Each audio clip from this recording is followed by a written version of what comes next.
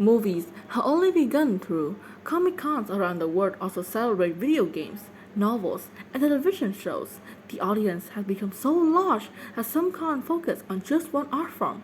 For example, many fans attended cons for anime and manga, animated films, and comic books from Japan. There are cons for fans and collectors for classic comics. There are cons for fans of sci-fi and fantasy fiction. There are even cons for fans of steampunk, horror, and humor, among many others.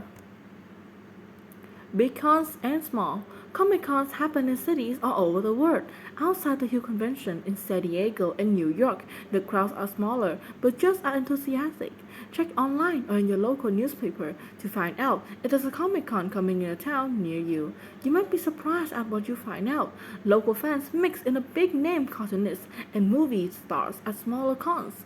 If you go, you might just see the star of your favorite show or your favorite writer. You are also likely to meet local artists and make new friends. Cosplay. Many fans display their own creativity at the Comic Cons. Some do this through cosplay. In cosplay, fans dress up as costume and character from comic books, anime, manga, and other fantasy genres. Cosplay is a serious business for fans worldwide. Costume can be bought, custom built, or handmade. Many cosplayers make realistic props that go with the characters. Some cosplayers act like the favorite characters while they are in the costume. Costume can be simple and incredibly detailed. Figuring out how to make or build a costume is a big part of fun for many fans. Cosplay is a major part of the Comic Cons, with hundreds of costume fans in the audience. Many conventions also hold cosplay contests, where cosplayers can pose for photo and act in skits based on the character. Celebrity appearances.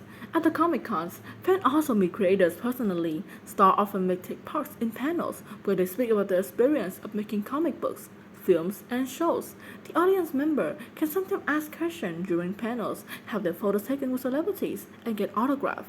These personal meetings become treasured memories for many fans. Isaac Heston Wright and Ella Fanning appear at CCI San Diego to promote the animated film The Box Trolls. The exhibit hall. The center of most Comic Cons as the exhibit halls. Fans can buy and trade comic books here, along with action figures, toys, and other merchandise. Experienced collectors are find rare editions of comic books. New collectors can get the head start of their collections, and there's often an auto signing area in the exhibit hall where fans can meet artists and writers. Even if you're not looking to buy anything, there's always a lot to see in this exhibit hall. Cosplayers wander in colorful costumes. Movies and movie trailers are shown regularly. Celebrity signings are always possible, and there's an endless supply of colorful merchandise to browse too. Growing pains and issues. The popularity of Comic Cons has not come without controversy, though. Some comic book fans feel that the bigger cons have become too large, and I think the focus have moved away from comic books. Many Comic Cons should, in fact, be described as pop culture conventions rather than comic book conventions. The audience for comic books and Comic Cons has changed as well. While Comic Con attendees used to be mostly male, over 40% of recent CCI San Diego attendants are female. More than half of the people attending recent cons under 29. The increased diversity of Comic Con audiences brings larger crowds as a welcome development for most fans. Comic Cons can also be placed to discuss larger controversies. In recent comeback of the comic book form, authors have taken on series of topics like race, gender, politics, and war.